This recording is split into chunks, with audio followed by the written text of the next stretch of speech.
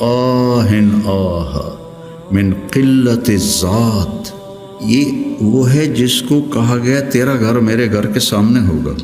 وہ ایسے تڑپ رہے تھے جیسے سانپ کا ڈسا تڑپتا ہے، اور ایسے رو رہے تھے جیسے غموں کا مارا روتا ہے۔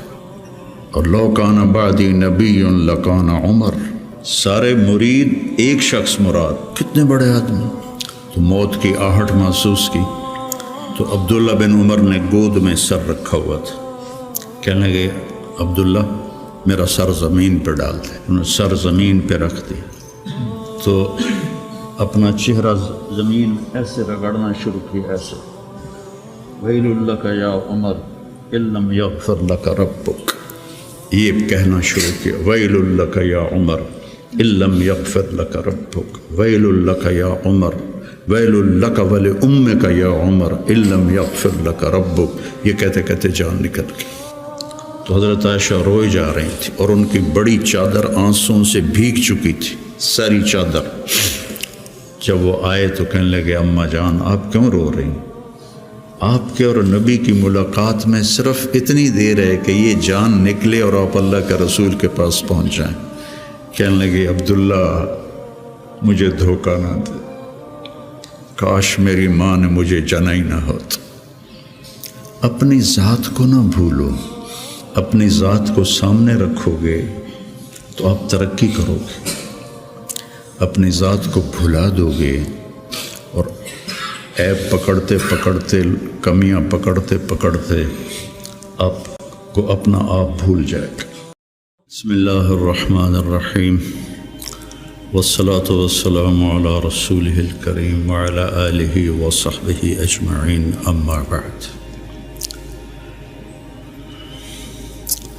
انبیاء کی محنت اور تحریک میں فرق ہے بہت واضح اور بڑا۔ تحریک میں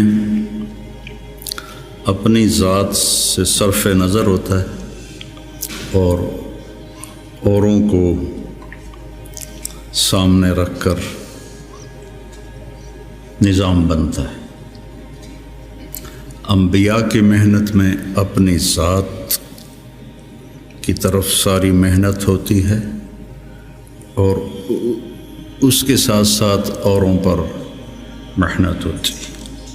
امرت ان اکون اول من اسلم،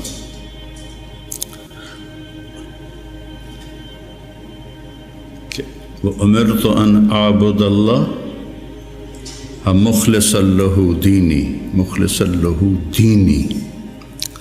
تو نبیوں کی محنت میں ذات نشانہ ہوتی اور تحریکوں میں دوسرے نشانہ ہوتے۔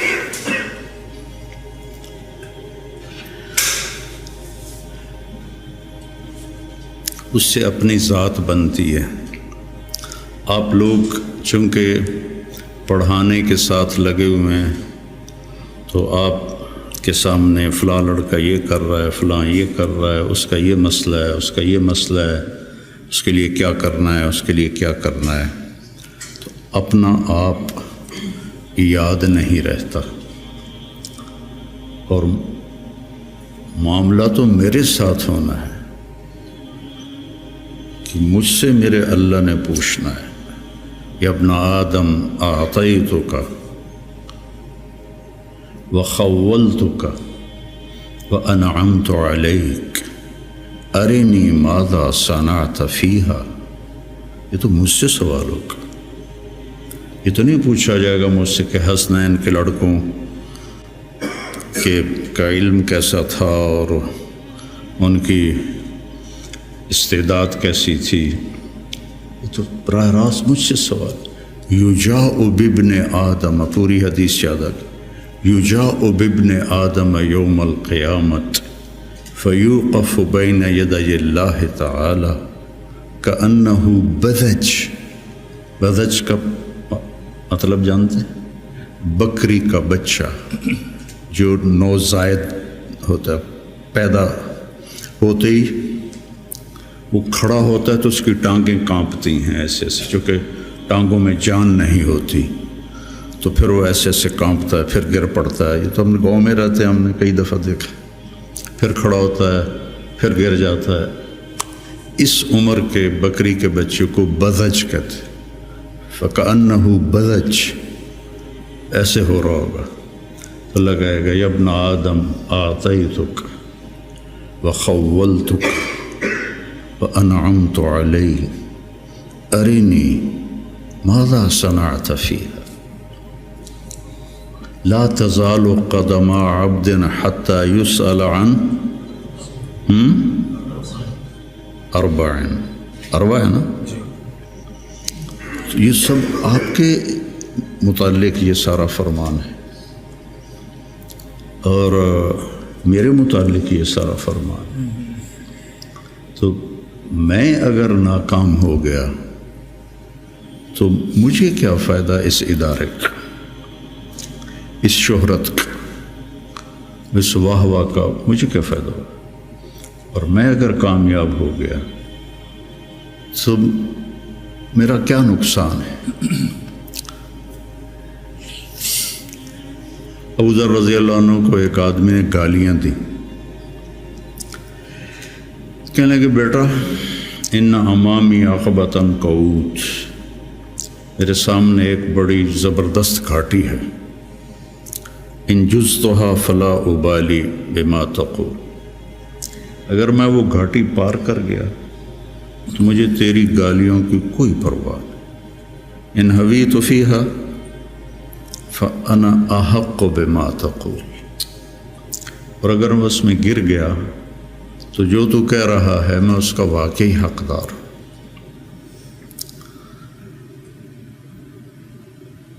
تو انبیاء کی محنت اور اللہ تعالیٰ کا جو یا ایھا الانسان، ایک ایک کو اللہ مخاطب ہو کے کہہ رہا ہے یا ایھا الانسان. یا ایھا المسلم نہیں کہا، المومن نہیں کہا، یا ایھا الانسان. پھر آگے گلا ہے ما غرک بربک الکریم، وہ میرا بندہ تو اپنے رب سے دو نمبری کر گیا. الذی خلقک فسواک فعدلک سبحان اللہ فی ای صورت ما شاء رکبک. یا ایھا الانسان یعنی یا طارق جمیل ما غرک بربک الکریم. یا ایھا الانسان انک کادح الی ربک کدحا فملاقیہ. میں کتنا آگے جا رہا ہوں. مولانا الیاس صاحب رحمۃ اللہ علیہ کی بات سنی مولانا سعید خان صاحب رحمۃ اللہ علیہ سے کہ مجھے دو خطرے ہیں اپنے کام کرنے والوں سے، کہ جب کہ کام کی ترقی کو اپنی ترقی سمجھنے لگ جائیں گے. اتنی جماعتیں نکل گئیں، اتنی مسجدوں میں گشت شروع ہو گیا، اتنے سے روزے لگنے لگ گئے، اتنے سال کی جماعتیں نکل گئیں. یہ تو کام کی ترقی ہے. میری ترقی کتنی ہے؟ میرا اللہ سے، میری ترقی کا کیا مطلب ہے کہ میں اللہ سے کتنا جڑا ہوں. فَاعْلَمْ أَنَّهُ لَا إِلَٰهَ إِلَّا اللَّهُ، سب سے پہلا علم ہی لا الہ الا اللہ. اور فا کا لفظ آیا ہے، واو نہیں ہے، وعلم. فَاعْلَمْ، فا علی الفور کے لیے ہوتی ہے. فَحَمَلَتْهُ فَانْتَبَذَتْ فَأَجَاءَهَا الْمَخَاضُ. فا سمجھ رہے؟ تمہاری عربی مجھ سے اچھی ہے، میں تو کو ٹوٹ کے یاد ہے. فَحَمَلَتْهُ فوراً حمل،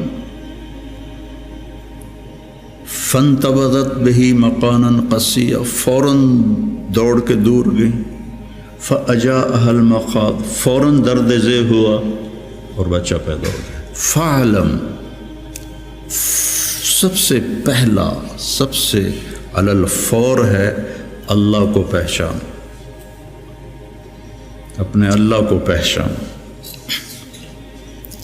عبد الرحمن ابن عوف نے آ کر کہا ابو بکر رضی اللہ عنہ سے، اللہ کو کیا جواب دو گے جو تو عمر کو خلیفہ بنا کے جا رہے، جو اتنا شدید ہے اور سخت ہے؟ ہم نے کہا انا اعلم بربی منک، میں تم سے زیادہ اپنے رب کو جانتا۔ سبحان اللہ، انا اعلم بربی منک۔ وہ جو 3 لوگوں نے کہا تھا میں شادی نہیں کروں گا، میں رات نہیں سوؤں گا، اور میں روزہ نہیں چھوڑوں گا، تو ان سے آپ نے کہا انا اعلم بربی منکم۔ تو میرے عزیزو، علم کی منتہا ہے اللہ۔ یا ابن آدم اطلبنی تجدنی، وعدہ ہے، فإن وجدتنی وجدت كل شيء وإن فتنی فاتک كل شيء وأنا خیر لک من كل شيء۔ پھر بڑے لوگوں سے تعلق بنانا پڑتا ہے اور پہل اپنی طرف سے کرنی پڑتی ہے، اور کبھی خوشامد کرنی ہوتی ہے، کبھی ہدیے دینے ہوتے ہیں، کبھی جھوٹی سچی ان کی تعریفیں کرنی پڑتی ہیں۔ اور یہاں سب سے عظیم، سب سے بڑا پہل کر چکا ہے، عجب بات کہ غنی عن العالمین فإن تکفروا فإن اللہ غنی عن العالمین۔ اور جو اتنا بڑا ہو، جس کو کسی کی بھی ضرورت نہیں، اتقى قلب رجل واحد ما زاد فی ملکی شیئا، افجر قلب رجل ما نقص فی ملکی شیئا، لن تبلغوا ضری فتضرونی ولن تبلغوا نفعی فتنفعونی۔ تو اتنا عظیم ہو کر کہتا ہے یا ابن آدم انی لک محب۔ یا ابن آدم، کافر مسلم سب شریک۔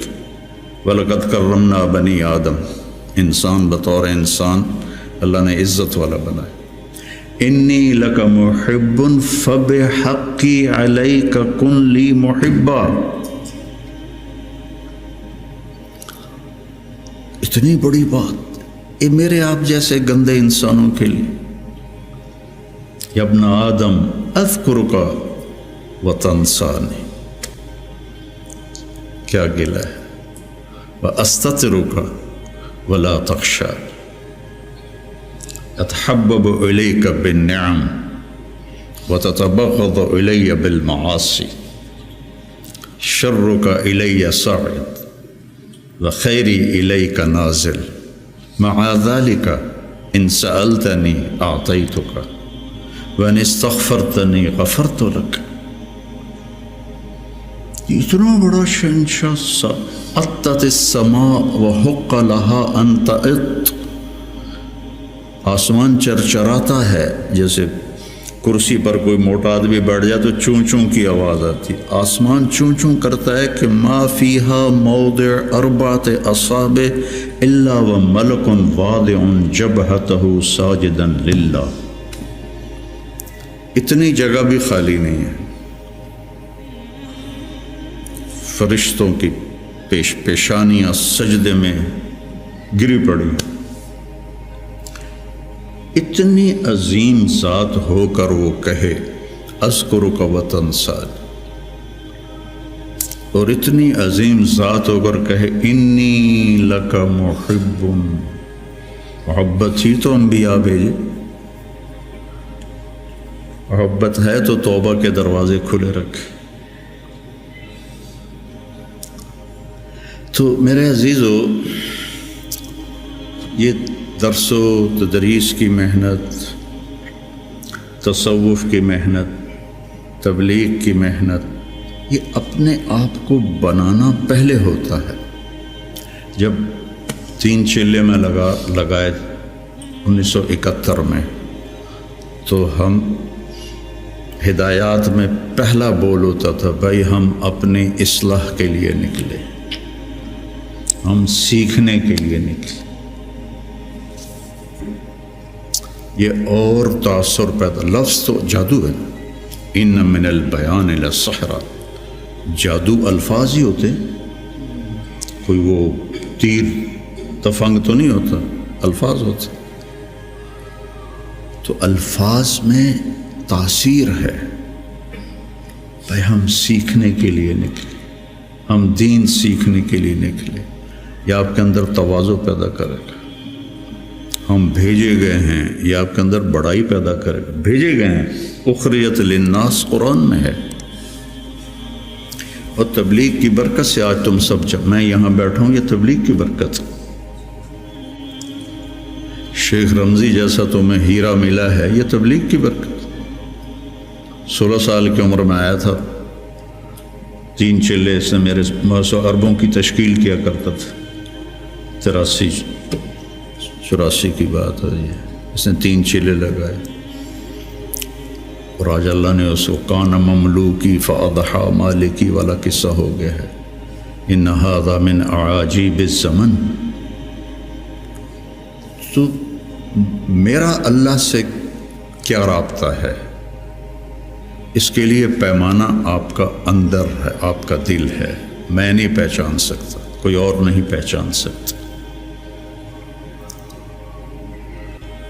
مسروق ابن اجدع فرماتے ہیں رحمہ اللہ کہ صحبت 70 نبی صحابیہ، کہ میں نے 70 صحابہ کی صحبت اٹھائی، سے مراد ہے کئی صحابہ۔ 70 کا لفظ عدد کے لیے نہیں ہوتا، کثرت کے لیے ہوتا ہے۔ تو میں نے ان سب کا علم 6 آدمیوں میں دیکھا: عمر بن خطاب، عبداللہ بن مسعود، علی بن ابی طالب مہاجرین میں سے، زید بن ثابت، معاذ بن جبل، ابی بن کعب انصار میں سے۔ پھر ان 6 کے ساتھ میں رہا تو میں نے 6 کا علم 2 میں دیکھا: عبداللہ بن مسعود، علی بن ابی طالب۔ میرا اس پہ اضافہ ہے کہ میں نے ان 2 کو پڑھا تو مجھے علی بن طالب سب پر فائق نظر آئے کہ ان سے بڑا عالم صحابہ میں کوئی نہیں تھا، انتہا پر تھا۔ اور یوں ہاتھ پکڑا اللہ کے نبی نے، اور ایسے اب کبھی بڑے جذبے جوان تھے، نہ وہ عشق میں رہی گرمیاں، نہ وہ حسن میں رہی شوخیاں، نہ وہ غزدمی میں تڑپ رہی، نہ وہ غم ہے زلف ایاز میں۔ میرا تو اب یہ حال ہے، پڑھے بغیر نیند ہی نہیں آتی تھی۔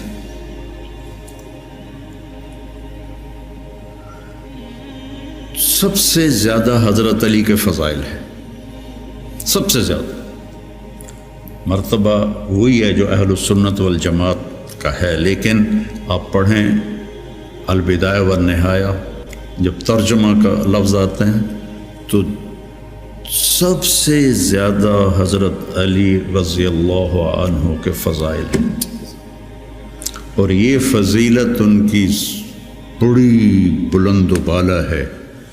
ایسے ہاتھ پکڑ کے یہاں لگایا: یا علی اطرت ان یکون منزلک مقابل منزلی فی الجنہ۔ حضرت فاطمہ کی وجہ سے نا، کتنا بڑا مقام ہے۔ اور زرار ابن زمرہ کنانی فرماتے ہیں: وَلَقَدْ رَأَيْتُهُ فِي بَعْضِ مَوَاقِفِهِ وَقَدْ أَرْخَى اللَّيْلُ سُدُولَهُ وَغَارَتْ نُجُومُهُ وَهُوَ قَائِمٌ فِي الْمِحْرَابِ يَتَمَلْمَلُ تَمَلْمُلَ السَّلِيمِ، سانپ کا ڈسا ہوا تململ السلیم، وہ ایسے تڑپ رہے تھے جیسے سانپ کا ڈسا تڑپتا ہے، وَيَبْكِي بُكَاءَ الْحَزِينِ، اور ایسے رو رہے تھے جیسے غموں کا مارا روتا ہے۔ یہ وہ ہے جس کو کہا گیا تیرا گھر میرے گھر کے سامنے ہوگا۔ وَيَقُولُ لِلدُّنْيَا إِلَيَّ تَغَرَّرْتِ، مجھے دھوکہ دینے آئی ہے۔ إِلَيَّ تَشَوَّقْتِ، میرے شوق میں آئی ہے۔ إِلَيَّ تَشَوَّفْتِ، مجھے جھانکیاں ڈالتی ہے۔ ہیہات ہیہات غرری غیری قد بتتک ثلاث، عمرک قصیر ومجلسک حقیر وخطرک یسیر۔ یہ جملہ اگلا سنانا تھا۔ آہن آہ من قلت الذات وبعد السفر ووحشت الطریق۔ اللہ اکبر، کون شخص یہ کہہ رہا ہے؟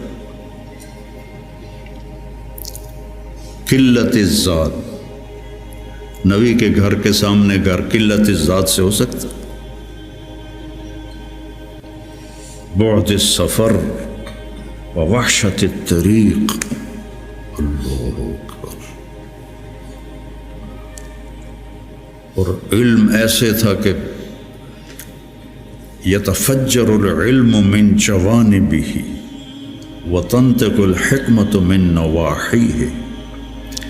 اس جملے کو، یہ میں آپ کو آج سے کوئی 40 سال پہلے حیات الصحابہ پڑھی تھی، اور اس میں یہ علی رضی اللہ عنہ کی صفات کو میں نے یاد کیا تھا، تو آج آپ کی برکت سے وہ زبان پہ آ گئی ہیں۔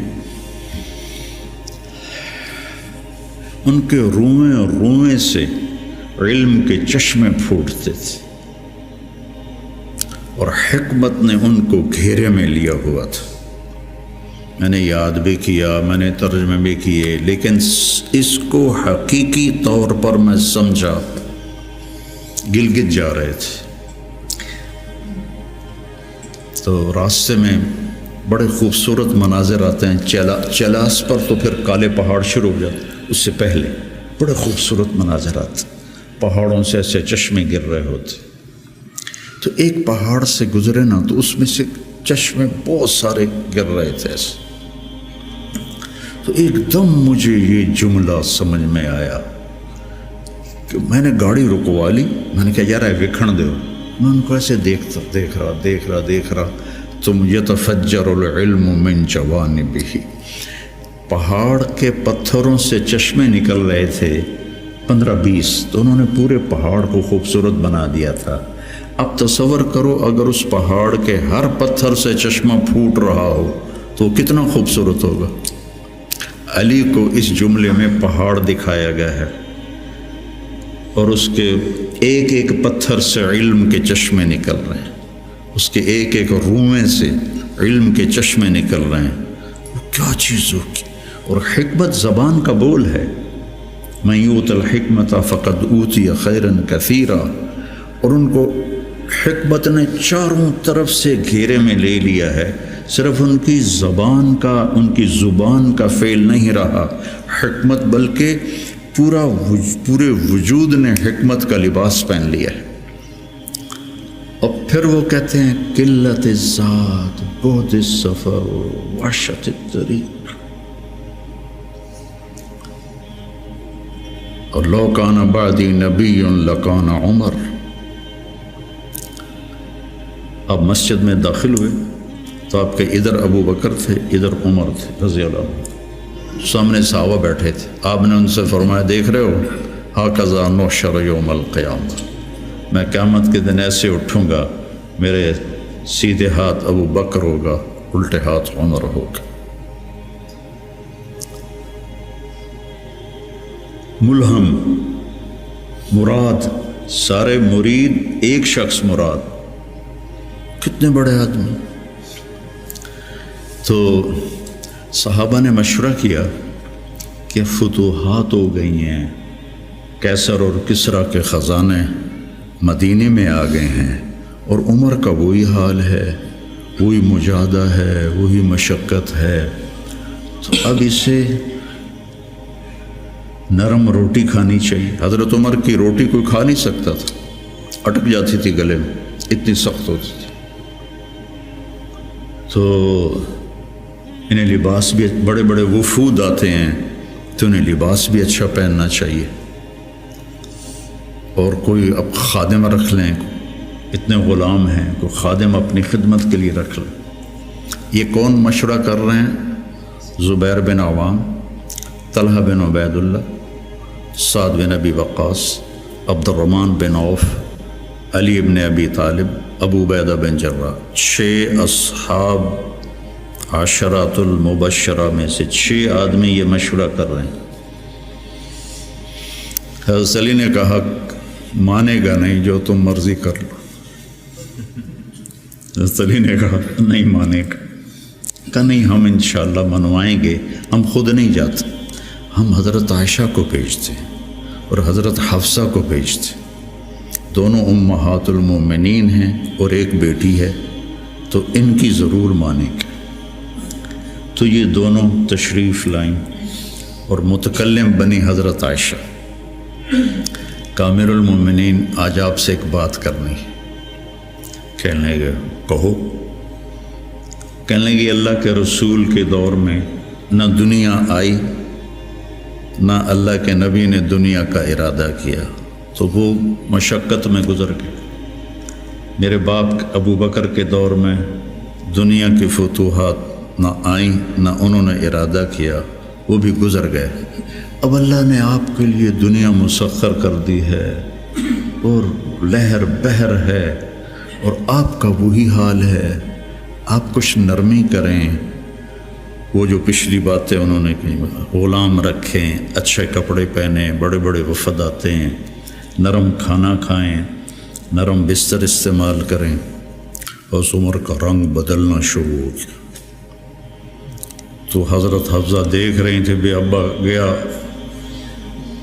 چھت نال. تو جب حضرت عائشہ خاموش ہوئیں تو کہنے لگے یہ بتاؤ تمہیں یہ کس نے بھیجا ہے؟ تو کہنے لگی پہلے کوئی ہاں نہ کرو تو پھر ہم بتائیں گے. کہنے لگے اگر مجھے پتہ چل جائے نا کہ تمہیں کس نے بھیجا تو میں مار مار مار کے ان کے چہرے لہو لہان کر دوں. پھر فرمانے لگے حفصہ تو گھر والی ہے نا، یہ بتا کبھی اللہ کے نبی نے 2 ٹائم کھانا کھایا؟ زندگی میں کبھی 2 وقت کھانا کھایا؟ وہ کہنے لگی نہیں. فرمانے لگے صبح کھاتے تھے تو شام نہیں کھاتے تھے، شام کو کھاتے تھے تو صبح نہیں کھاتے تھے. کہ جی اللہم نعم. ایک دفعہ تو نے ایک چھوٹے سے میز پر کھانا رکھ کے دیا تھا، تمہیں یاد ہے؟ تو اللہ کے نبی نے اٹھا کے زمین پہ رکھ لیا تھا اور کہا تھا آکل کما یاکل العبد. کہ جی اللہم نعم. تمہیں یاد ہے اللہ کے نبی کا ایک ہی جوڑا ہوتا تھا اور اسے وہ خود دھوتے تھے، اور بعض اوقات وہ خشک نہیں ہوتا تھا اور بلال آ جاتے یا رسول اللہ الصلاۃ، تو آپ کہتے ابھی میرے کپڑے خشک نہیں ہوئے، یہاں تک کہ نماز تاخیر ہو جاتی تھی اور آپ وہ خشک ہو کر اس کو پہن کے جا کے نماز پڑھاتے تھے. اور یہ بھی تمہیں یاد ہو، کہنے لگی اللہم نعم، کہ یہ بھی تمہیں یاد ہوگا کہ ایک دن وہ جوڑا بھی نہیں تھا تو آپ نے پڑوسن سے چادر مانگی تھی جس کو لپیٹ کر جا کے نماز پڑھائی تھی، یاد ہے؟ کہنے لگی اللہم نعم. کہا نبی کا بستر کیسا تھا تیرے گھر میں؟ کہا ایک ٹاٹ تھا، اس کو میں دوہرا کر کے بچھا دیتی تھی رات کو. تو حضرت عمر کہنے لگے ایک رات تو نے اس کی 4 تہیں لگا دی. تو صبح اللہ کے نبی نے کہا حفصہ میرا بستر تبدیل کر دیا ہے؟ کہ نہیں یا رسول اللہ وہی ہے، بس 2 کی 4 تہ لگا دی. کہا اس کو دوبارہ ویسے ہی کر دے، مجھے رات کو اٹھنے میں مشکل پیش آئی اس کی نرمی کی وجہ سے، یاد ہے؟ کہنے لگی اللہم نعم. تو فرمایا اللہ کے نبی نے کبھی 2 سالن کٹھے کھائے؟ اللہ کے نبی نے کبھی 2 سالن کٹھے کھائے؟ کہنے لگی نہیں، کوئی نہیں کھائے۔ تو حضرت عمر رونے لگے، فرمایا کہ جنہوں نے تمہیں بھیجا ہے نا، انہیں جا کر کہو کہ 3 دوست تھے سفر میں، تو ایک آگے بڑھ گیا اور منزل پر پہنچ گیا، اللہ کے نبی، پھر دوسرا چلا اور وہ منزل پر پہنچ گیا، ابو بکر، اب تیسرا راستے میں ہے، ان کے راستے پر رہے گا تو پہنچے گا ورنہ بھٹک جائے گا۔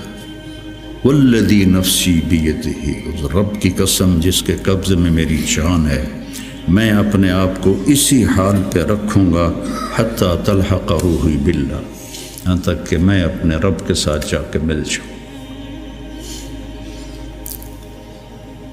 جن کو اپنی ذات کی طرف نبی کی محنت متوجہ کرتی، تحریکیں اوروں کی طرف متوجہ کرتی، اور انبیاء کی محنت، یا قوم اعبدوا اللہ ما لکم من الہ غیر،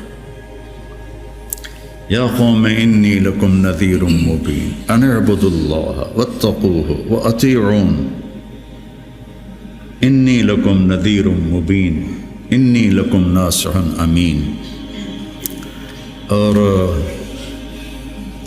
جب خنجر لگ گیا اور پتہ چل گیا کہ بچنا ممکن نہیں ہے، تو اپنے بیٹے کو بلایا، عبداللہ بن عمر، فرمانے لگے جاؤ عائشہ کے پاس اور ان سے کہو کہ عمر اپنے ساتھیوں کے ساتھ دفن کی اجازت چاہتا ہے، اور امیر المومنین نہ کہنا، عمر کہنا، چونکہ اب میں امیر المومنین نہیں ہوں۔ اگر وہ اجازت دیں تو مجھے وہاں دفن کر دینا، ورنہ مجھے عام قبرستان میں لے جا۔ عبداللہ بن عمر رضی اللہ تعالیٰ عنہ تشریف لے گئے، تو عائشہ رضی اللہ عنہ بیٹھی رو رہی تھی، تو انہوں نے عرض کی، اماں جان، میرا باپ عمر بن خطاب اپنے ساتھیوں کا قرب چاہتا ہے۔ تو حضرت عائشہ رضی اللہ عنہ نے روتے ہوئے کہا، یہ جگہ تو میں نے اپنے لیے رکھی تھی، لیکن اگر عمر طلبگار ہے تو مرحبا بعمر۔ واپس آئے، کہا ابا جان ابشر قد اذنت، اجازت ہو گئی۔ کہا بیٹا ممکن ہے میرے شرم میں کہا ہو، جب میں مر جاؤں پھر دوبارہ میرا جنازہ لے جانا اور باہر رکھ دینا، اور پھر ایک دفعہ دوبارہ پوچھنا، اگر اس وقت اجازت ملے پھر مجھے اندر لے جانا۔ اس میں حضرت علی آئے تو بڑے گھبرائے ہوئے تھے، تو حضرت علی نے پوچھا اتخاف من الموت؟ کہا نہیں، الذی بعد الموت، الذی بعد الموت۔ جس ہستی نے 22 لاکھ مربع میل میں اسلام پھیلایا، تو کہنے لگے ڈرو نہیں، میں نے کئی دفعہ سنا کہ اللہ کے نبی نے کہا خرج تو انا و ابو بکر و عمر، دخل تو انا و ابو بکر و عمر، جی تو انا و ابو بکر و عمر، و سیدہ کہول اہل الجنہ ابو بکر و عمر۔ کہ میں نے کئی دفعہ سنا، حضرت حسن بھی ساتھ، تو کہنے لگے قیامت کے دن گواہی دو گے میری؟ کہا میں بھی دوں گا، حسن بھی دے گا، میں بھی دوں گا، حسن بھی دے گا۔ تو حضرت علی چلے گئے، تو موت کی آہٹ محسوس کی، تو عبداللہ بن عمر نے گود میں سر رکھا ہوا تھا، کہنے لگے عبداللہ میرا سر زمین پر ڈال دے۔ انہوں نے پنڈلی پہ رکھ لیا، وے حق، سنتے نہیں ہو میں نے کیا کہا، مجھے زمین پر ڈال دے۔ انہوں نے سر زمین پہ رکھ دیا تو اپنا چہرہ زمین میں ایسے رگڑنا شروع کیا، ایسے ویل لک یا عمر ان لم یغفر لک ربک، یہ کہنا شروع کیا، ویل لک یا عمر ان لم یغفر لک ربک، ویل لک یا عمر، ویل لک ولامک یا عمر ان لم یغفر لک ربک، یہ کہتے کہتے جان نکل گئی۔ اور لوگ اکٹھے ہوئے تو حضرت عبداللہ ابن عباس کہتے ہیں کہ کسی نے میرے کندھے پہ ہاتھ رکھا تو میں نے مڑ کے دیکھا تو علی تھے، رو رہے تھے، کہہ رہے تھے کہ نہیں، بات کی بات، حضرت صہیب رومی نے جنازہ پڑھایا، وصیت کی تھی میرا جنازہ صہیب پڑھائے، ان 6 کو تو ڈال دیا تھا نا شورا میں، تو صہیب نے جنازہ پڑھایا، جنازہ اٹھایا گیا اور آ کر حضرت عائشہ کے دروازے پر رکھا گیا، اور عبداللہ بن عمر آگے بڑھے کہ اماں جان میرا باپ حاضر ہے، اندر آنے کی اجازت چاہتے۔ تو عائشہ رضی اللہ عنہا نے اپنی چادر اٹھائی اور اپنے آپ کو ڈھانپا اور باہر نکل گئی، مرحبا بعمر۔ تو جب آپ کی تدفین ہو رہی تھی تو عبداللہ بن عباس نے کہا کہ میرے کندھے پر کسی نے ہاتھ مارا، تو میں نے دیکھا تو علی رضی اللہ عنہ رو رہے تھے، کہہ رہے تھے عمر مجھے پتہ تھا تیرے سوا یہاں اور کوئی نہیں آ سکتا، تیرے سوا یہاں اور کوئی نہیں آ سکتا، مجھے پتہ تھا تو یہیں آئے گا۔ علم کا یہ منتہا ہے، اس کو اگر ہم اپنی آپ ذات کو بیچ میں سے نکال دیں گے تو ہم گرنا شروع ہو جائیں گے۔ تجھے کیوں فکر ہے اے گل دلے صد چاک بلبل کی، تو اپنے پیرہن کے چاک تو پہلے رفو کر لے۔ عائشہ رضی اللہ عنہ موت کی سکرات میں تھی، تو عبداللہ ابن عباس رضی اللہ عنہ نے آنے کی اجازت چاہی، تو جنگ جمل کے بعد سے بول چال بند تھی، کیونکہ عبداللہ ابن عباس حضرت علی کی طرف سے لڑے تھے باقاعدہ، تو آپ کے پاس عبداللہ بن زبیر اور مسور بن مخرمہ رضی اللہ عنہ بیٹھے ہوئے تھے، تو حضرت عائشہ رضی اللہ عنہ خاموش ہو گئی، اتنا اثر تھا اس بات کا۔ تو ان کا حبر الامہ ہے اور ابن عم الرسول ہیں، اجازت دے دیں۔ تو حضرت عائشہ روئے جا رہی تھی اور ان کی بڑی چادر آنسوں سے بھیگ چکی تھی، ساری چادر۔ جب وہ آئے تو کہنے لگے اماں جان آپ کیوں رو رہی ہیں؟ آپ کے اور نبی کی ملاقات میں صرف اتنی دیر ہے کہ یہ جان نکلے اور آپ اللہ کے رسول کے پاس پہنچ جائیں۔ کہنے لگے عبداللہ مجھے دھوکہ نہ دے، کاش میری ماں نے مجھے جنا ہی نہ ہوتا، مجھے بہلاوا نہ دے، مجھے دھوکہ نہ دے۔ اور اللہ کے نبی نے کہا تھا یا عائشہ انہو لیہون علی الموت ان اریتکی زوجتی فی الجنہ، عائشہ مجھے مرنا آسان ہو گیا ہے کہ مجھے پتہ چلا ہے تو جنت میں میری بیوی ہے۔ اور وہ رو رہی تھی۔ تو میرے عزیزو اپنی ذات کو نہ بھولو،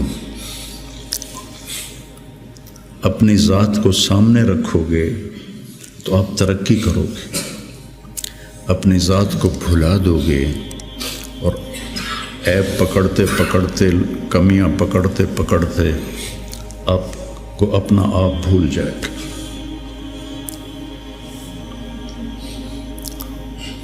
حضرت عمرو بن عاص رضی اللہ تعالیٰ عنہ موت کی کشمکش میں تھے، تو دیوار کی طرف منہ کر کے دھاڑو دھاڑ رو رہے تھے، تو ان کے بیٹے نے کہا اما بشرک رسول اللہ بکذا، اما بشرک رسول اللہ بکذا، اللہ کے رسول نے آپ کو یہ بشارت دی، یہ بشارت دی۔ تو آنسو خشک کیے اور لوگوں کی طرف متوجہ ہوئے کہ انی قد کنت علی اطباق ثلاث، میرے اوپر 3 دور گزرے ہیں۔ ایک تھا جب میں کافر تھا، اور اگر میں اس وقت مر جاتا تو سیدھا جہنم میں جاتا۔ پھر اللہ نے مجھے ہدایت دی، میں ایمان لایا، اور میں نے ساری زندگی اللہ کے نبی کو آنکھ بھر کے نہیں دیکھا حیا کی وجہ سے۔ اگر مجھ سے پوچھو کہ اللہ کے نبی کا حلیہ کیا ہے تو میں نہیں بتا سکتا کہ میں نے کبھی آنکھ اٹھا کے آپ کو دیکھا ہی نہیں تھا۔ اگر اس وقت میں مر جاتا تو میں جنت میں جاتا۔ اس کے بعد ہم پر دنیا کھل گئی اور ہم نے کیا جو کیا، اب پتہ نہیں آگے میرے ساتھ کیا ہونے والا ہے۔ پھر ایسے ہاتھ اٹھائے، اللہم لا بری فاعتذر ولا قوی فانتصر ولا مستنکر بل مستغفر۔ یہ دعا میں روز مانگتا ہوں۔ اللہم لا بری فاعتذر ولا قوی فانتصر ولا مستنکر بل مستغفر، لا الہ الا اللہ، لا الہ الا اللہ، لا الہ الا اللہ کہتے کہتے روح پرواز کر کے۔ تو میرے عزیزو، ہم سب بڑے خوش قسمت ہیں، ہم ایک بہت عالی محنت میں لگے۔ اللہ نے ہم پر کرم کیا ہے، اللہ نے ہم پہ احسان کیا ہے۔ اس میں ترقی کی تو کوئی انتہائی کوئی نہیں۔ اللہ کو پا لینے کی جستجو نہ ختم ہونے والا سفر ہے، چونکہ اللہ کی حد، میں گاؤں سے چلا فیصل آباد 1.5 گھنٹے میں پہنچ گیا، منزل آ گئی، لیکن اللہ کی کوئی حد نہیں۔ جتنا اس کو پاؤ گے اتنا کھویا ہوا محسوس کرو گے، انتہائی کوئی نہیں۔ یہ وہ سفر ہے جس کی کوئی حد نہیں ہے۔ عبث ہے جستجو بحر محبت کے کنارہ کی، بس اس میں ڈوب ہی جانا ہے اے دل پار ہو جانا۔ تو میری گزارش ہے، اپنے ذات، اپنے آپ اخلاق پہ نظر رکھو، اپنے اعمال پہ نظر رکھو، عبادت کا ذوق پیدا کرو، قرآن کا ذوق پیدا کرو۔ میں کتنی تکلیف میں ہوں، اب تو میں بیکار گھر پہ بیٹھا ہوں، لیکن جب میں ایسے پہیے کی طرح گھوم رہا تھا تو میں 50 60 100 نفل روزانہ پڑھتا تھا، کہ میری اب بھی پڑھتا ہوں۔ آج وہاں سے چل کے یہاں میرے 50 نفل نہیں قضا ہوئے، کہ یہ میری ضرورت ہے کہ وسجد وقترب، نماز اللہ کے قریب کرتی ہے۔ وسجد وقترب، نماز پڑھ اور اللہ کے قریب ہو جائے۔ زبان پہ نظر ہو، آنکھوں پہ نظر ہو، کانوں پہ نظر ہو، اور اس میں سارے دین کے کام خیر کے ہیں، لیکن میرے عزیزو، ہم اخریت للناس ہیں۔ ساری کمیوں کے باوجود تبلیغ کی، ابھی بھی بننے کے لیے بہترین راستہ ہے۔ چھٹیوں میں آپ اپنا چلہ قضا نہ کیا کر، مجھے تکلیف ہوتی، کیونکہ میرا جگر دل چیر کے دیکھو تو تبلیغ کے سوا کچھ نہیں۔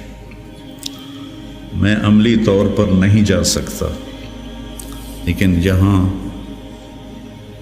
اس مبارک محنت کے سوا اور کچھ نہیں۔ میں آپ سے بھی یہ چاہتا ہوں، آپ کی کیفیات بچوں کی طرف منتقل ہوں گی۔ جب آپ کے اندر سے تبلیغ کی عظمت نکلے گی تو آگے کیسے منتقل ہوگی؟ کتنے مشائخ آئے، اس طرح عالم میں تبدیلی کوئی نہیں لا سکا۔ کتنے خیر کے کام ہوئے، اس طرح عالم میں تبدیلی کوئی نہیں لا سکا۔ بنو امیہ کے حکام ظالم تھے، لیکن دعوت کی وجہ سے دین تو پھیلتا رہا۔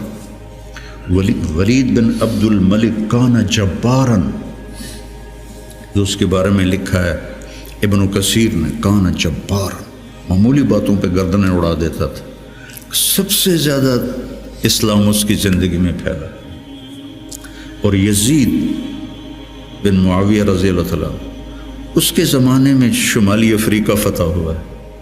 عقبہ ابن نافع رضی اللہ تعالیٰ عنہ نے الجزائر کو فتح کیا اور مراکش کو فتح کیا۔ تونس حضرت عثمان کے زمانے میں فتح ہو گیا تھا۔